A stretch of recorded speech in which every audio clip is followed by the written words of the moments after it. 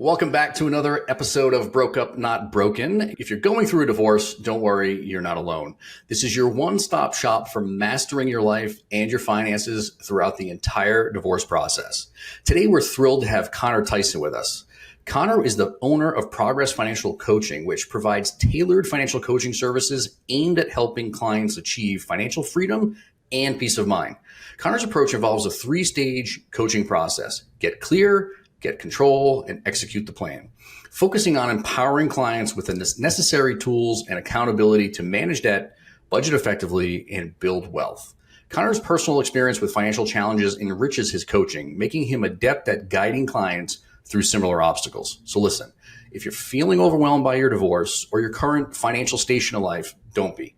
Connor's here to help us break it down so you can feel confident and prepared by creating a clearer picture of not only your financial situation, but how you can tackle some of the personal challenges you might be facing along the way as well. So grab a cup of coffee or your beverage of choice, buckle up. Let's once again get you personally and financially empowered. Connor, it's so great to have you with us, man. Thank you, Jamie. Thank you for having me on.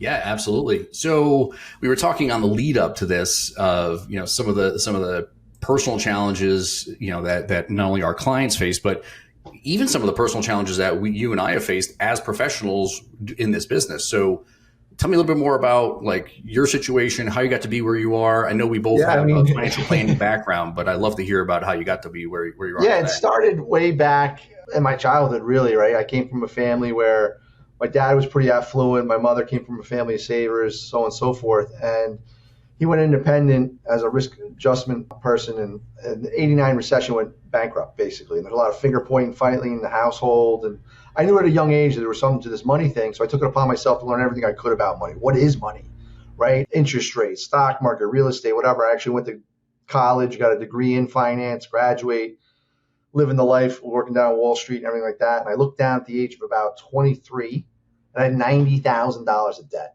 And I said, oh my God. I became my dad. And I realized at that moment, it wasn't really about knowledge. It was really about habits and behaviors. Because I had all the knowledge you could think of, right? And I was like, how is this even possible? I had student loans, credit cards, an Audi A4 car loan. I was a mess, right? And I had to say, it rocked my world. I mean, my snow globe was pretty rocked. And I had to really align myself with the right habits and behaviors of what I needed to do to get out of the situation I was in. And I had a moment where like, okay, enough is enough. So I built up a financial planning practice, sold it, and then basically was like, how can I be the most service to the most amount of people? And I was like, be a coach. Don't sell anything, guide them. People don't have the foundation. And it's human nature to avoid those things you don't understand. So I took it upon myself just to be a guide and coach. That's how I'm here today, and just trying to spread the message. Yeah. Hey, man. Amen. I was similar background, similar experience with finances early on. And my situation was really stemming from my parents' divorce themselves, right? I saw early on the financial struggles that people have when they're going through a divorce. They really grinded just to make it. And then it's really kind of what propelled me into doing the work that I do now as a financial planner. And in my own divorce back in 2017 is what propelled me into doing the work that I do now, because I realized, man, there's so many areas of divorce that involve finances that people don't have a clue about. And like you and I said offline to each other, it's, the education just isn't there. They don't teach you this stuff in school, right? Yeah. And people are trying to build the car driving down the highway. They're trying to figure it out, and it's not working out for a lot of people, right? And like when you're going through a divorce, your snow globe gets rocked, right? A lot of things are getting moved around, and it's like you need some clarity, control, prioritization, and there's a lot of emotion behind it. And it's like logic and emotion don't mix. So that's where, I empathize. I know exactly where people are at with things. You have a 3-step or 3-stage process to goal setting and the financial coaching that you do, right? So maybe like walk us through that. How does that coaching process help someone who's navigating the financial uncertainties of divorce? Yeah. So one is like, you want to hit the restart button, right? Like life is throwing you a big curveball, and you didn't obviously picture this happening in your life.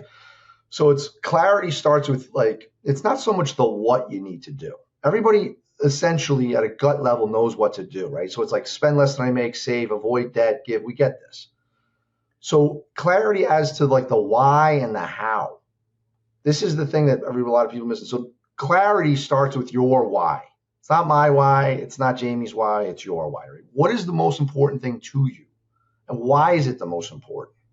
So it starts with your why, meaning you don't want to get out of debt. You want the feeling of being out of debt and what that would enable you to do. That what it would enable you to do is important to you. Why is it important? You got to go through a couple layers deep on this, right? Mm. And then you really get to understand your principles and values, what help you drive you to make the decisions you do, your principles and values. That's the motivation that you need to break through some of these self-beliefs, these walls, these limits in your life. Mm-hmm. Because you've been brushing I'm a righty. I've been brushing my teeth with my right hand for a long, long time, Jamie. If you ask me to brush my teeth with my left hand, I'm not going to want to, right? It's going to be awkward. It's going to be uncomfortable. I want to revert back to my right hand. It's human nature, right? It's just, that's the way it is. So having a clear why is the motivation to overcome some of these things that happen in life of how we got into the situation we got into the first place, the habits and behaviors. So that's where it starts, is clarity. And then prioritization, right? You have all these things up in the air, right? Of like, I don't know where my money's going. I don't know. Do I pay for the kids' college, life insurance? What I will, like, what do I do, right? When to order. And again, fear comes in place. It's a very emotional thing, right? And there's loss aversion. You don't want to make a mistake. The price is too high, right? And indecision is a very common thing. Like, I won't do anything. I get it, right? But that doesn't get us where we got to go. And then gain control is the second phase. And that's the tools and resources people need, right? Like you said, they don't teach this stuff in schools. And people are trying to figure it out. And even when they sit down with professionals like you and I used to ask 2 questions. Why do you own it? And how does it benefit you? And you get blank stares. That's a huge, huge red flag, right? And I'm like, wow, okay. And it's not their fault. It's not. It's definitely not. And the control piece is, it starts with telling your money where to go versus wondering where it went. Your biggest wealth building tool is your income. If the majority of that is going to the outside sources, right? Car companies, credit cards, the bills, well, yeah, it's going to impede and slow down that process big time. And you're going to get paralyzed by fear, and self-defeatism is going on. So it's really getting the tools and resources what they need, and then accountability and follow through. Yeah, that's another big missing ingredient, where I know what to do. Did I actually call the cable company to negotiate the bill? Did I actually shop out my home and auto insurance? Did I make the phone call? That's, I used to give people advice all the time of what to do, what, and then they just never did it. And I didn't understand why. Why wouldn't they do it? It makes all logical sense, right? It makes black and white on a piece of paper. It should happen, right? Like, this is what, and I didn't connect the emotional side to why they're not taking action. So that's the process that I came up with of what really moves the needle for people to help them take action, because that's what it's about. Love it. Love it. I mean, the why is the biggest thing, right? I mean, that's like, Simon Sinek's TED Talk on, the power of why is one of the things I've always gone back to. Even when I used to coach financial advisors too. And that was one of the things that we talked to them about. Why do they do the work that they do? What are the goals and objectives that they have? And why do they have those goals, for themselves? And I think if you're listening to this, that's one of those things that I don't want anyone to miss, is you have to understand the why. And secondarily to that, you brought up the most amazing point that I've interviewed dozens of financial advisors, for not only the podcast, but for other roles that I have on my team and so on. And none of them have ever brought that concept up of understanding why you own something, what you own and why you own it. We used to ask people, I would open up account statements. I've seen thousands of account statements over my life. And I open up these account statements sometimes and I look and it's like, oh, wow, you have this mutual fund, or you have this type of investment. You have this annuity and you're 45 years old.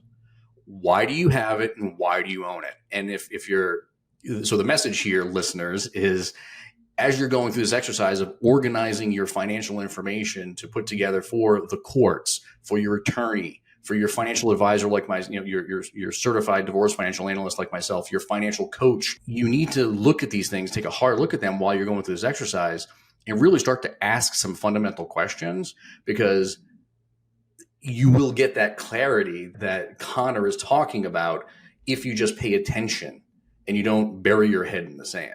Am I right? Yeah, no, that's the ostrich technique. That's a very common way of, I don't want to look at it. I don't want to look at this stuff. It's a mess. My personal life's a mess. I just got divorced. I don't talk to my kid, right? The last thing I want to do is look at a piece of paper that kind of gives me a number that says something about me because I internalize it, right? I get it, right? And it's like, well, sometimes we just got to rip the Band-Aid off or have somebody hold your hand and say, listen, it's not that bad. You're not alone. You're not. Like I don't know what the divorce rates are in America, but I know that something like 60-something% of Americans are paycheck to paycheck regardless of the income they're making, right? Yeah. And it's like, okay, it's just a number. It doesn't say anything about you as a person, right? It's not your fault, really. Sometimes you think it is, but it's not. Yeah. One of the things that we unfortunately come across is the expense of the divorce puts people in a situation where they're just incurring debts that they can't, there's nothing they can do about it. They have to put our fee on a credit card. They have to put their attorney's fee on a credit card to get the help that they need. Yeah. Maybe cash is tight. Maybe they don't have a lot of assets to work with in the household, and they're really just struggling. They're struggling to make it in general. Yes. But then you throw in the added cost of a divorce, and going it alone is going it alone and through mediation is obviously the ideal way to do this.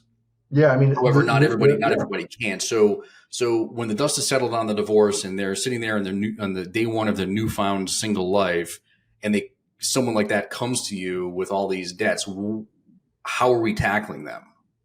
Well, the first thing is to take a step back. What did they lose? They lost a partner. They don't have wise counsel, right? Like, if I'm listening to myself, my best thinking has gotten me here sometimes, right? And then it's like sometimes I need to get outside of myself and just say, okay, where is the wise counsel to give me objective advice and counsel of what I need to do in what order, right? So when people come with this big pile, right, I call it untying the fisherman's knot. What is it that keeps you up at night first thing? It might be that divorce bill. It might be the credit card at 27%. It might be the fact that you have elderly parents and your income is not in line of taking care of yourself and them. It might be guilt, shame, remorse. It's never to do with the numbers. That's the crazy thing about this whole thing. It's like, I always thought it was a numbers game. It's not. It's guilt, shame, remorse, people, process, and perspective. We believe certain things that just aren't so. I lack a process that works or I stick to that's easy.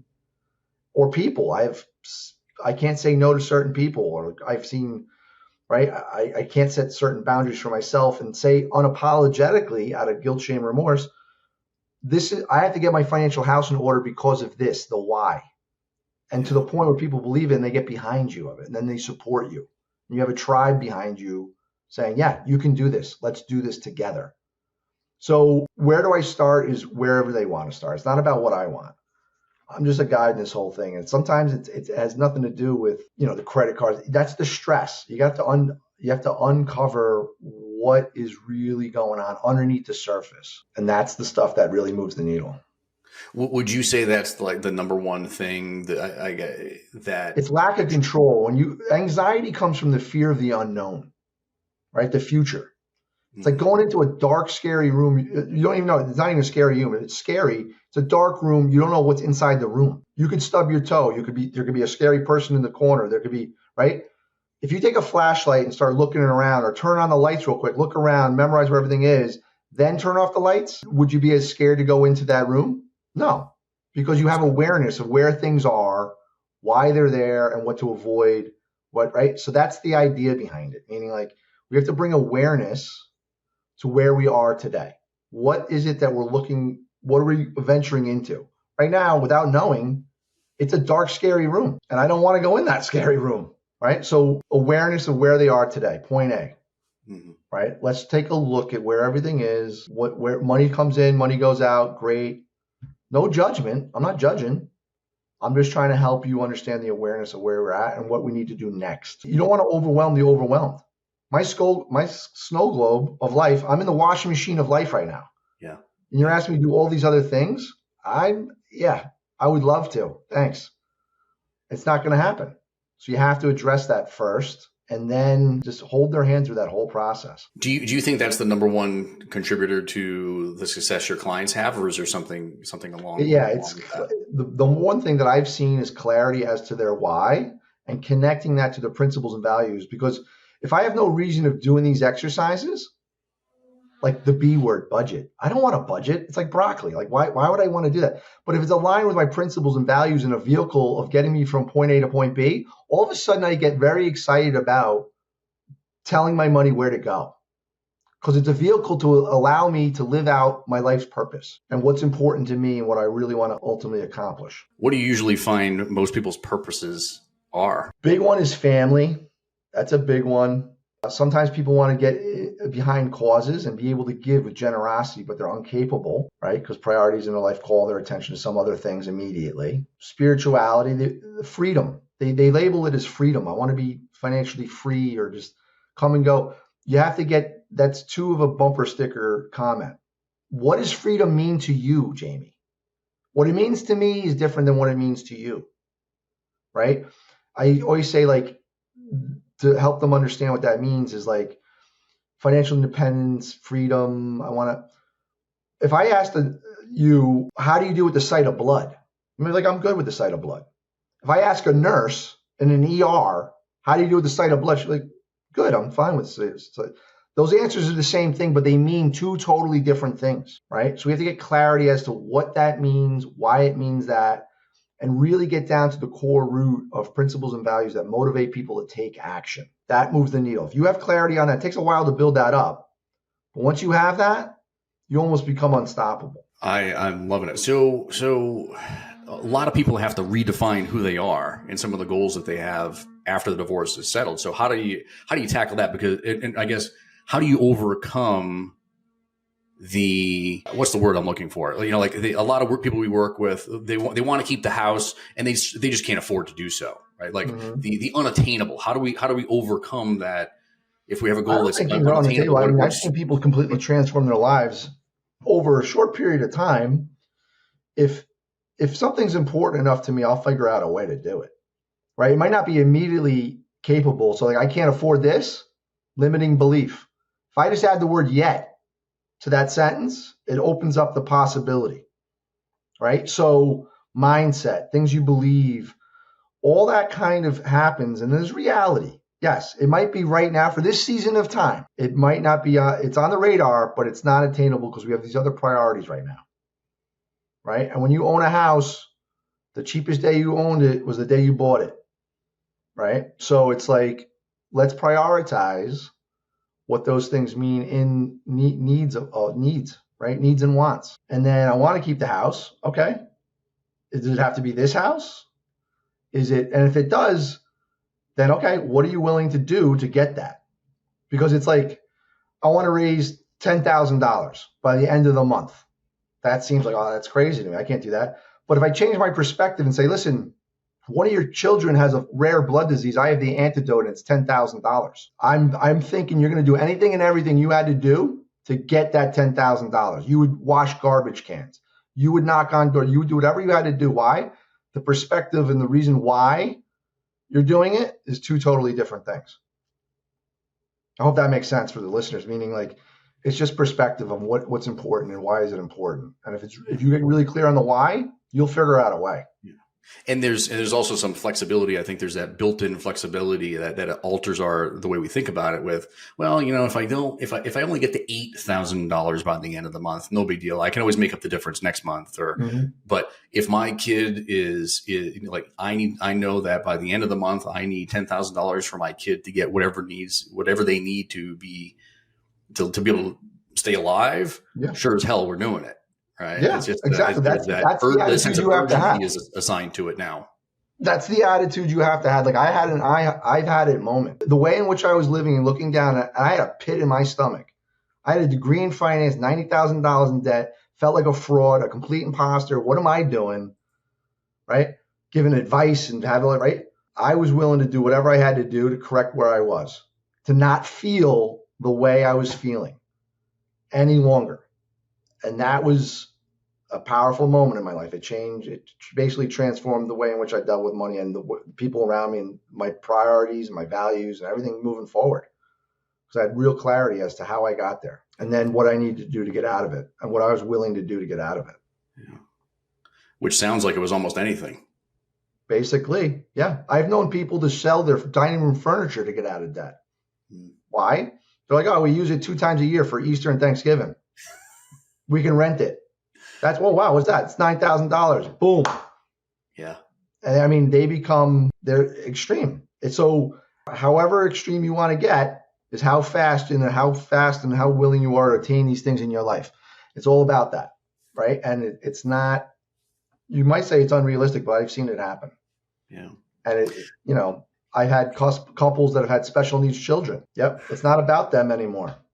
Who else is dependent upon us getting out of this? Right. So it's, how long have I felt like this? What is it preventing me from doing? Who else is dependent upon this change in my life? What else has money denied me from doing that I know would be good for me? Right. You ask those serious questions to yourself and you get real honest. The scales get turned pretty quickly of what you're willing to do for how long. And it's not a journey on your own. You can't do this on your own. You're brushing your teeth with your right hand. I'm asking you to do it with your left. You're going to want to revert back to the right. You need somebody to have accountability and follow through and understanding and empathy of what you can do and what's possible. And celebrate the wins. Celebrate the wins, my man. Little things add up to big things. Yeah. People forget that. We have a group on Facebook called Preparing Financially for Divorce. So listeners, if you're out there and you want to join us, feel free. We provide daily, free advice on a daily basis in that forum. And it's just a place for us to share. And one of the things that we do every week is let's celebrate our wins this week. Yeah. What did you do? And sometimes it's simply a matter of, I went down to the courthouse and I got the forms necessary to do this thing. Or I set an appointment with my attorney to talk about this thing, whatever. It doesn't have to be this gigantic, scream from the mountaintops type of celebration type of thing. You just need to make small incremental steps every day and every week, right? Because that's the stuff that adds up. Yeah, I had a woman divorcee, right? She paid off $15,000 of credit card debt and saved an emergency fund. She gave herself a full day at the spa. Full day. What's the last time you had a full day at the spa? Full body massage, mani-pedi, felt like $1 million walking out. I said, that's how you celebrate, right? Little things. It doesn't have to be this huge, right? So, yep. Any blind spots that you can think of that people going through a divorce or, trying to navigate the divorce that you see there's any that we may not have touched upon today? Yeah. I mean, one of the things I see a lot of, I'm going to get a lot of slack for this. The industry itself, right? People focus a lot on credit scores, a lot. I got to build back on my credit. It's really your net worth.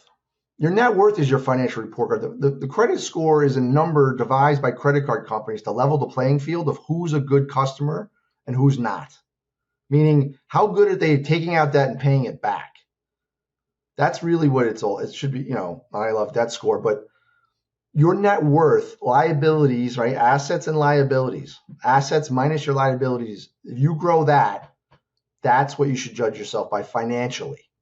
And then how are you living your life based upon your principles and values outside of that? That's one perspective I see that, people are very misguided on that. Anything else? Yeah, being proactive versus reactive. It's habits, right? I used to always wonder where my money went. I would look back and go, okay, I had this intention. Nope, didn't happen, right? And then I try to do it again. It was really being proactive and say, right now it's, the end of July. Let's plan out August. Let's get ahead of it. Mm-hmm. There's things I know are coming down the pike, tire replacement fund, Christmas, whatever. I know these things are coming. Why don't I just put the money aside now in my budget? And then when it comes, I'm not surprised by it. I don't have to put it on the credit card. The other thing I used to always hear, which is a common thing, people feel like they can out-earn their bad habits. It's kind of like outrunning the spoon, right? I had the mentality that I could out-earn the little things that I was doing, like, all right, I was short, I put it on the credit card or I would do whatever. And then sooner or later, that snowball got pretty big. And then it was chasing me down the hill. But it was really like, I needed to understand that get in front of it and be intentional of where my money was going and then tracking it a little bit. Not every single day, but just having awareness of, okay, this is what I thought I was going to spend. I overspent. Am I going to beat myself up about it? No, but I'm going to self-correct the next month, meaning I know more awareness of what my numbers should look like based on the way in which I live my life. So yeah, those are a couple of things I see a lot of.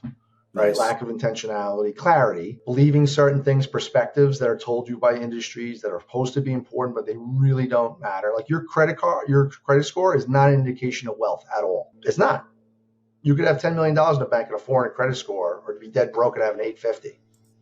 It doesn't matter, right? It's true, but they don't want you to know that, right? Yeah. So it's like somehow you have to really, anyway. Yeah, those are some of the major common things.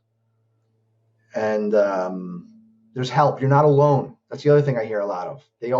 Everybody thinks their situation is unique or no one else has gone through it, and that is not the case. Jamie, you can tell me, and I've been with hundreds of clients over the past 25 years. It's basic. It's the symptoms are basically all the same.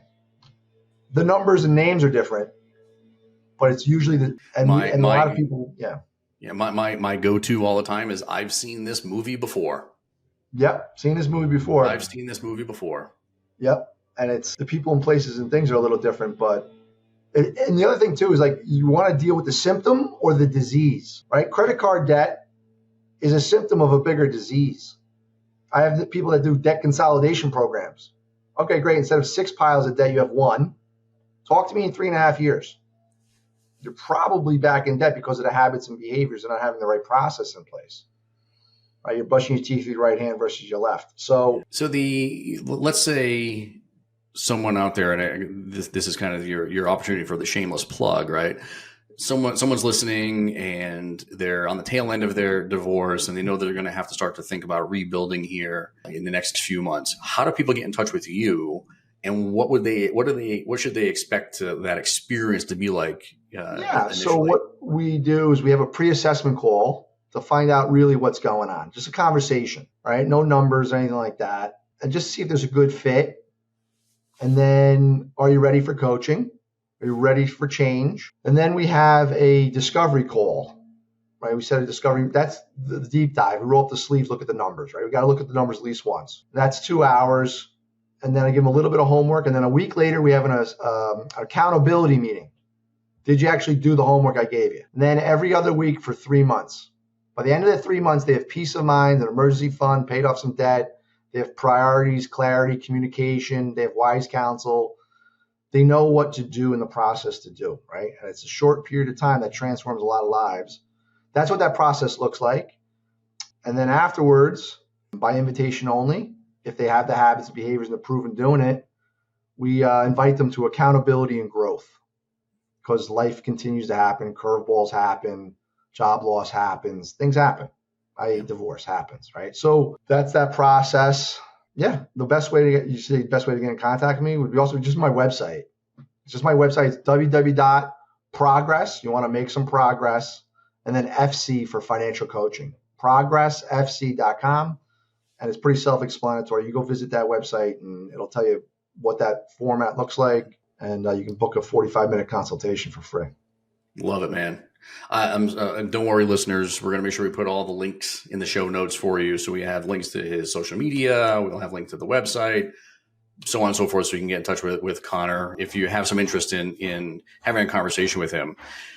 Thanks so much, man, for being with us today. I'm super appreciative. These conversations are near and dear to me, given the role that I play, right, as a financial planner and divorce financial analyst. So I'm super appreciative of the message here today. It certainly resonated with me. I'm guaranteed it resonated with our listeners. So thanks again, man. I'm really, really happy to have you here.